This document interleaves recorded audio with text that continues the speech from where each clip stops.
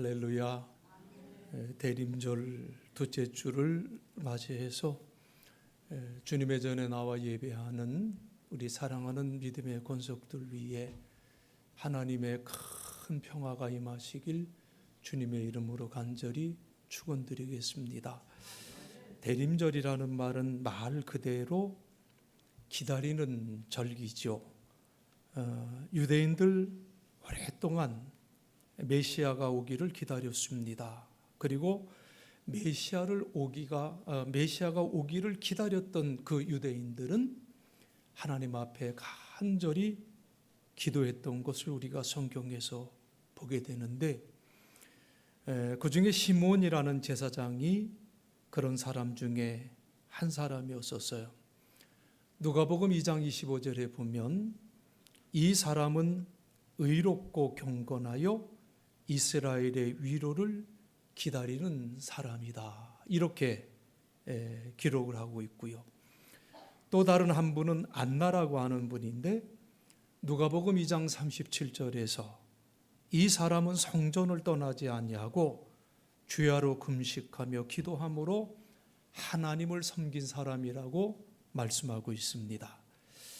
오늘 우리는 이렇게 하나님께 소망을 두고 메시아를 기다렸던 사람들의 기도가 응답이 되어서 예수 그리스도께서 세상을 구원하기 위해서 오신 것을 축하하며 또한 우리는 기뻐하는 줄로 믿습니다. 그리고 동시에 다시 이 세상을 심판하기 위해서 오실 예수 그리스도를 우리는 기다리고 있다고 하는 사실이죠. 그런 의미에서 볼 때 지금도 우리의 삶은 매일매일의 삶이 여전히 대림절로 우리는 지키고 있다, 이런 마음을 꼭 마음속에 간직하시기를 부탁드립니다. 예수 그리스도의 탄생으로 말미암아 이 땅의 희망의 빛, 평화의 빛, 그리고 사랑의 빛, 기쁨의 빛이 찾아왔습니다. 다시 말하면 예수 그리스도께서 이 땅에 오시기 전에 세상은 희망이 없고 평화를 몰랐고 사랑을 몰랐고 기쁨을 몰랐다고 하는 그러한 말이죠. 이런 생각을 우리가 가지면서 오늘 우리가 함께 본 마태복음 4장의 본문을 생각해 보시기를 바랍니다.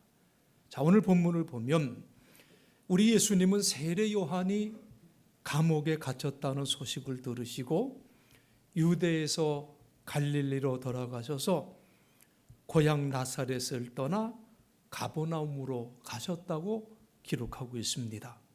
자, 그런데 마태는 오늘 이 본문에서 예수님께서 이렇게 하심으로써 스불론 땅과 납달리 땅, 호수로 가는 길목, 요단강 건너편, 이방 사람들이 사는 갈릴리, 이곳 어둠에 사는 백성들이 큰 빛을 보았다. 죽음의 그늘과 같은 땅에 앉아있는 사람들에게 빛이 비추었다고 기록했던 이사야의 그 예언이 이루어졌다고 말씀을 하고 있습니다. 이 이사야의 예언은 이사야서 9장 1절로 2절에 기록이 되어 있는데 이렇게 기록이 되어 있습니다. 전에 고통받던 자들에게는 흑암이 없으리로다. 옛적에는 여호와께서 스불론 땅과 납달리 땅이 멸시를 당하게 하셨더니 후에는 해변길과 요단 저쪽 이방 갈릴리를 영화롭게 하셨느니라. 흑암에 행하던 백성이 큰 빛을 보고 사망의 그늘질 땅에 거주했던 자에게 빛이 비치도다, 이렇게 선포해 주셨어요. 여러분, 이 말씀에 보면 스불론, 그리고 납달리, 그리고 갈릴리라고 하는 지방의 명이 나와요. 도대체 그곳이 어떤 곳인데 이렇게 말씀을 하셨을까? 우리가 확인해 볼 필요가 있는데요. 그 전에 우리가 기억해야 될 것은 이 스불론과 납달리는 야곱의 아들들의 이름이에요. 스불론은 레아가 낳은 아들이고 납달리는 빌하라고 하는 라헬의 여종이 낳은 둘째 아들이지요. 여러분이 잘 아시는 대로 야곱은 끔찍히 좋아했던 라헬이 낳은 요셉과 베냐민을 지극히 총애를 했습니다. 그러니까 스불론과 납달리는 분명 야곱의 아들이었지만 아버지 야곱의 사랑을 받았던 아들들은 아니었던 것 같아요. 그런데 여호수아가 가나안 땅을 점령하면서 영토를 분배할 때 스불론과 납달리 지파가 분배받은 땅이 바로 갈릴리 지방이었다는 거지요. 여러분, 예수님 당시의 유대 나라는요, 남쪽이 유대 지방이었고요, 중간이 사마리아 지방이었고, 그리고 북쪽이 갈릴리 지방입니다. 그런데 이 갈릴리는요, 이방인의 땅이다라고 불리울 만큼 아주 변방에 소외된 지역입니다. 그런데 마태가 주목한 것은 그 갈릴리의 가버나움을 예수님께서 주된 사역지로 정하셨고 거기서 우리 예수님께서 사셨다는 것을 마태가 주목하고 있는 거예요. 그리고 거기서 갈릴리의 어부들을 제자로 부르시고 하나님 나라의 복음을 전파하셨다는 거지요. 그러니까 변방 갈릴리 사람들이 하나님의 구원의 복음을 제일 먼저 들었다는 것을 말씀하고 있어요. 이사야 선지자는 스불론과 납달리 땅에 사는 사람들을 가리켜서 짙은 어둠 속에 갇혀 있는 사람들이다, 이렇게 표현했고요. 또 죽음의 그늘에 앉아 있는 사람들이라고 이사야는 표현을 했어요. 그런데 여러분, 이사야 무려 예수님이 이 땅에 오시기 700년 전의 사람이에요. 바로 이 사람들이 그러나 큰 빛을 너희들이 볼 때가 있다고 예언을 했어요.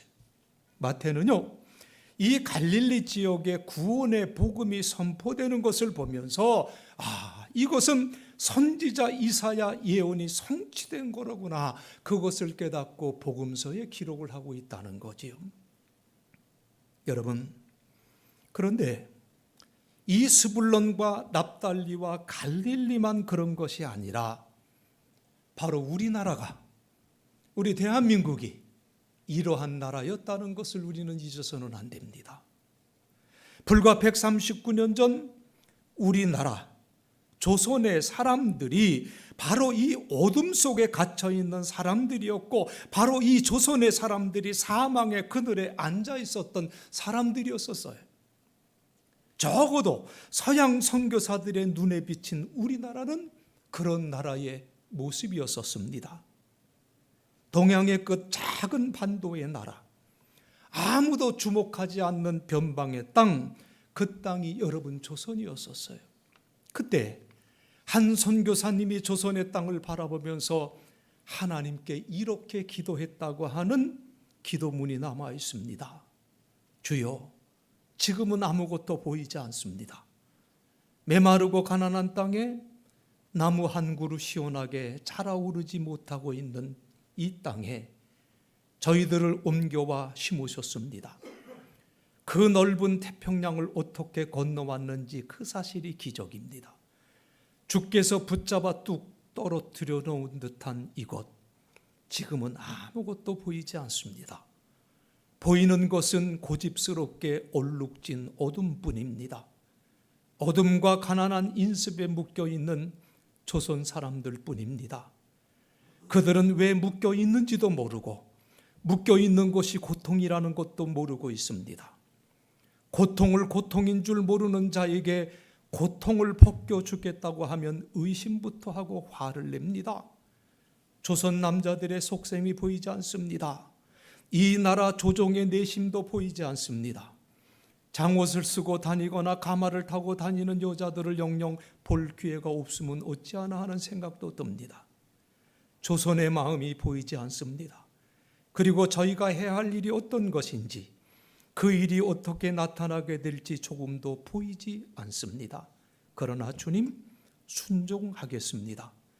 겸손하게 순종할 때 주께서 일을 시작하시고 그 하시는 일을 우리들의 영적인 눈으로 바라볼 수 있는 날이 있을 줄 믿습니다. 믿음은 바라는 것들의 실상이요 보지 못하는 것들의 증거니라는 말씀을 따라 저희 믿음이 앞날의 조선을 볼 수 있게 될 것을 믿습니다. 지금은 우리가 황무지 위에 맨손으로 서 있는 것 같지만 지금은 우리가 서양 귀신, 양귀자라고 손가락질 받고 있지만 저들이 우리의 영혼과 하나인 것을 깨닫고 하늘나라의 한 백성, 한 자녀임을 알고 눈물로 기뻐할 날이 올 줄 믿습니다. 지금은 예배드릴 예배당도 없고 가르칠 장소, 학교도 없고 그저 경계와 의심과 멸시와 박대만이 가득한 곳이지만 이곳이 머지않아 은총의 땅이 되리라는 것을 믿습니다. 주여, 오직 내 믿음을 붙잡아 주옵소서. 여러분, 이 기도문을 쓴 사람 언더우드 선교사예요. 그리고 기도문의 제목을 보이지 않는 조선의 마음 이렇게 표현하고 있습니다. 여러분, 이 기도문을 들으면서 여러분 어떤 생각이 드십니까? 저는 이런 생각을 해보았어요. 내가 지금까지 살아오면서 가장 잘한 결단이 있다면 그것은 예수 믿기로 결단한 것이다. 그런 의미에서 우리 모두는 복음의 빚을 진 사람들입니다. 사도 바울이 로마서 1장 14절로 14절에서 그런 고백을 했어요. 헬라인이나 야만인이나 지혜 있는 자나 어리석은 자에게 다 내가 무슨 자라고 그래요? 빚진 자라. 그러므로 나는 할 수 있는 대로 로마에 있는 너희에게도 복음 전하기를 원하노라. 바울이 그렇게 고백하지요. 여러분, 스불론과 납달리 땅에 살던 사람들에게, 갈릴리에 살던 그 사람들에게, 그리고 유럽과 미주에 살던 사람들에게 이 복음이 전해지고 이어서 우리 한국 땅 여러분과 저에게 이 하나님이 주신 놀라운 구원의 복음이 전파되었어요. 그러므로 우리는 모두가 복음의 빚을 진 사람들이에요. 그래서 우리는 아직 복음을 듣지 못한 사람들에게 복음을 전해줘야 될 책임이 있다는 것을 잊지 마시기를 간절히 바랍니다. 갈릴리 사람들이 복음의 빚을 졌어요. 그래서 많은 그리스도의 제자들이 갈릴리에서 나오잖아요. 여러분, 우리 한국이 복음의 빚을 졌습니다. 우리 한국이 복음을 듣지 못한 사람들에게 복음을 전해줘야 할 책임이 있어요. 여러분, 복음을 들으면 그 땅이 희망의 땅으로 바뀌고, 여러분, 스불론과 납달리 지역은 변방이라고 말씀을 드렸고 아주 소외된 지역이라고 말씀을 드렸지요. 때문에 그들은 사실 그들의 운명을 스스로 바꿀 수 있는 힘이 없었던 사람들이에요. 물론 이 갈릴리 지역에서도 여러 혁명이 일어났었다는 것을 성경은 말하고 있습니다. 사도행전 5장 36절 이하에 보면 드다라고 하는 사람, 그리고 유다라고 하는 사람 등장을 하는데, 이런 사람들은 모두가 혁명을 한번 해봄으로써 그들의 운명을 바꾸고 싶어 했지만 결국 모두가 실패했다고 말씀을 하고 있어요. 그러나 여러분, 스불론과 납달리 사람들은 복음의 큰 빛이 비추어졌을 때 그들은 희망을 보았다는 거예요. 그 복음의 빛이 비추어졌을 때 그들은 소망을 보았다는 거예요. 바울은 이 복음의 능력을 로마서 1장 16절에서 하나님의 능력이라고 말씀해 주셨고요. 고린도후서 10장 4절에서는 어떠한 견고한 진도 무너뜨리는 하나님의 능력, 하나님의 강력한 무기가 복음이라고 우리에게 전해주고 있습니다. 바울은 이 하나님의 강력한 복음의 능력 앞에서 어떤 인간의 사상이나 이론들은 힘없이 무너지는구나 경험하면서 이 편지를 썼어요. 며칠 전 이제 연말이 되어서 이런저런 이미지들이 좀 필요할 것 같아서 이제 뒤에도 또 이제 내년부터 바꿔야 되고, 그래서 구글에서 이미지 검색을 이렇게 하다가 참 아는 거였었는데 갑자기 그 이미지를 보면서 너무나도 가슴이 뭉클한 귀한 글을 접하게 되었습니다. 그 이미지는 저러한 이미지였었는데 그 글 자체가 이거예요. If there's Goliath in front of you, that means there's David inside of you. 만약 당신 앞에 골리앗이 있다면, 만약 당신 앞에 골리앗이 있다면 그것은 곧 당신 안에 누가 있어요? 다윗이 있다는 증거입니다. 그런 의미입니다. 저거를 이렇게 딱 보다가 그냥 가슴이 뭉클하고 한동안 그냥 멍했었어요. 다윗 앞에 서 있던 엄청난 거인 골리앗이 다윗이 던진 돌멩이 하나를 맞고 힘없이 쓰러졌죠. 비유적인 의미에서 다윗은 복음의 능력을 상징하는 인물이다, 이렇게 볼 수가 있지 않습니까? 반대로 골리앗은 막강한 힘을 가지고 우리에게 운명의 굴레를 씌우고 있는 존재라고 할 수가 있어요. 이 운명 쉽게 바꿀 수 없어요. 그러나 하나님의 능력인 복음의 능력 앞에서는 운명처럼 우리를 얽매고 있던 그 어떠한 것들도 다 무너진다는 것이 성경의 증거라는 것을 여러분 믿으시기 바랍니다. 바로 예수 그리스도께서 하나님의 능력으로 죽음을 이겼고 하나님의 복음의 능력을 믿는 우리에게도 죽음을 이길 수 있는 그 소망을 우리에게 주셨다는 거예요. 어둠의 땅이 빛의 땅으로 바뀌고 사망의 땅이 생명의 땅으로 바뀌었지요. 참으로 감사한 일이에요. 그렇다고 한다면 이 감사한 증거들을 우리가 마음속에 새기면서 이제 우리는 이 말씀 앞에서 오늘 나의 얘기를 한번 해봐야 되지 않겠나? 이 말씀 앞에서 우리들의 얘기를 조금은 해봐야 되지 않겠나? 이런 생각을 갖습니다. 여러분, 우리가 예수 그리스도를 믿는다 이렇게 고백하는데 예수 그리스도를 믿는다는 것은 무슨 말입니까? 곧 내 안에, 곧 우리 안에 복음의 빛이 비추어졌다고 하는 그러한 의미예요. 과거의 우리의 삶은 오늘 우리가 읽은 성경 말씀에 나오는 것처럼 짙은 어둠 속에 갇혀 있었던 삶이었고 사망의 그늘에 앉아 있었던 삶이었었어요.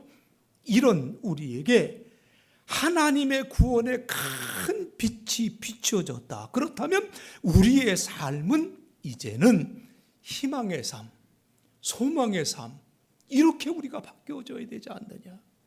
그렇다면 여러분은 지금의 여러분의 삶이 복음 안에서 이렇게 바뀌어졌습니까? 여러분의 삶 속에서 복음을 통해 비추어진 이 큰 빛을 통해서 여러분 항상 기쁘게 살아가십니까? 여러분 항상 소망 속에 살아갑니까? 여러분 항상 사랑을 실천하면서 여러분 살아가고 계십니까? 왜 한 분도 아멘이라고 고백을 안 하시나요? 그 말은 분명히 내가 밝은 빛은 내가 받았는데 이렇게 살아가고 있는 것 같지가 않아요. 저도 저 자신도 지금까지의 삶 속에서 정말 많은 일들을 겪었습니다. 고달픈 일들도 경험했고요. 사느냐 죽느냐 생사의 문제를 넘나드는 그러한 일들도 겪었고요.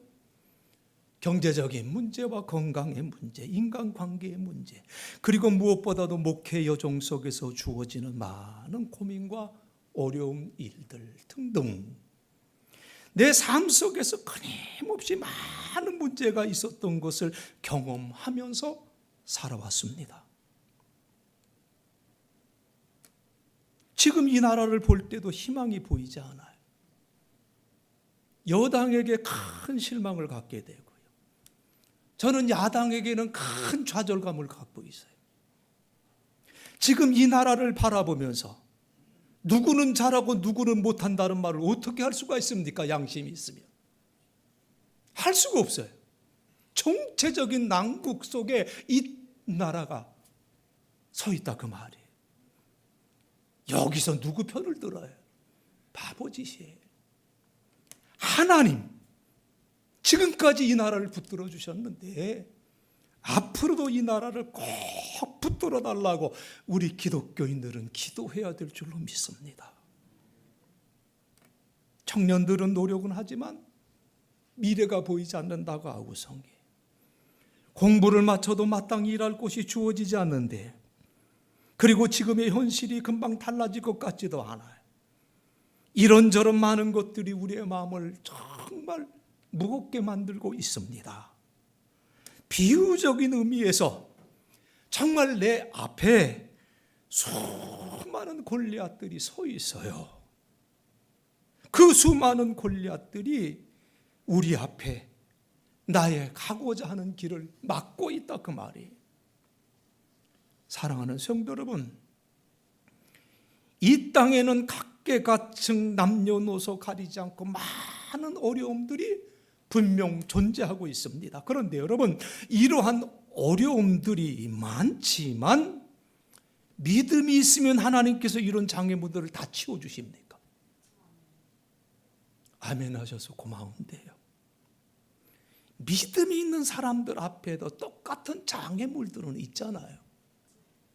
그렇다면 여러분, 믿음이 있는 것과 믿음이 없는 게 뭔 차이가 있습니까? 믿음 없는 사람은 이런 장애가 없이 그냥 날마다 편안하게 살아야 되는 것 아닙니까?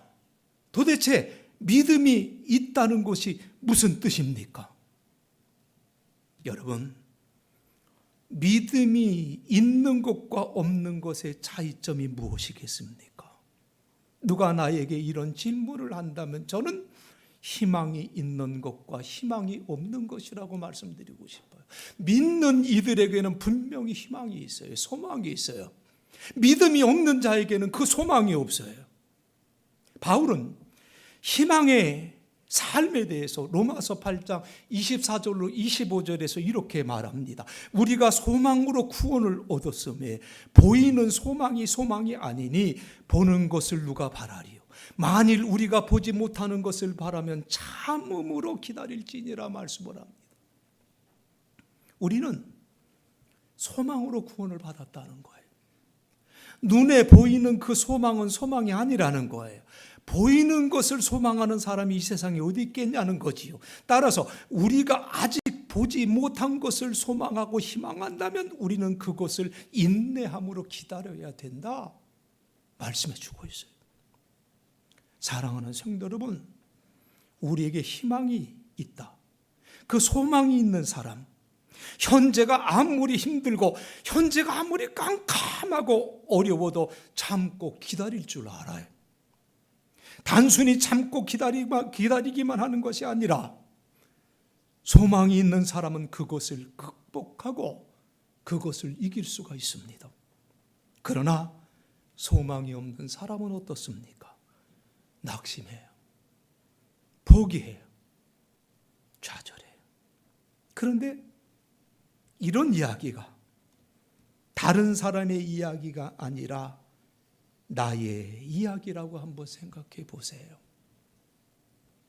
희망이 있는 것과 없는 것, 이 차이는 결코 작은 차이가 아니, 짙은 어둠 속에 살던 사람들에게, 사망의 그늘에 앉아있는 사람들에게 예수 그리스도께서 하나님 나라의 복음을 전해주심으로 희망의 빛이 들어왔다고 성경은 우리에게 말씀해 주고 있습니다. 혹시 지금 이 시간에도 힘든 시간을 보내고 있는 사람들이 있다면 조용히 오늘 내게 주신 이 말씀을 묵상해 보시기를 바랍니다. 우리는요, 희망을 가진 사람들이, 좌절할 일들이 분명히 있지요. 아픈 일들이 분명히 있지요. 그러나 나라고 하는 존재, 그리스도 예수의 은혜로 복음의 밝은 빛을 비침을 받은 우리들, 예수 그리스도의 보혈의 공로로 구원받은 우리들, 희망을 가진 사람들이, 이 희망이 있는 사람들은 어떤 상황도 견뎌냅니다. 견뎌낼 뿐만 아니라 그 상황을 이겨요. 그냥 이기는 것이 아니라 즐겁게 이길 수가 있습니다. 즐거움, 희망이 있는 사람들에게 찾아볼 수 있는 특징이죠. 바라기는 이 기쁨, 이 즐거움이 주님 오심을 기다리는 여러분이 가득하기를 간절히 바라며, 그리고 혼돈의 나락으로 빠져가고 있는 이 나라 위에 주님의 그 복음의 밝은 빛이 이 나라를 다시금 세울 수 있는 큰 은혜가 함께 하시길 주님의 이름으로 간절히 축원드리겠습니다. 기도하겠습니다. 하나님, 하나님의 은혜와 사랑을 진심으로 감사합니다. 대림절 둘째 주를 맞이하면서 사망의 그늘에 앉아있던 우리들을 참된 희망의 빛으로 옮겨주신 주님의 놀라운 사랑을 다시 한번 묵상합니다. 우리의 삶 속에 어두움이 있고 또 우리의 삶 속에 사망의 그늘이 드리워질 때가 분명 있지만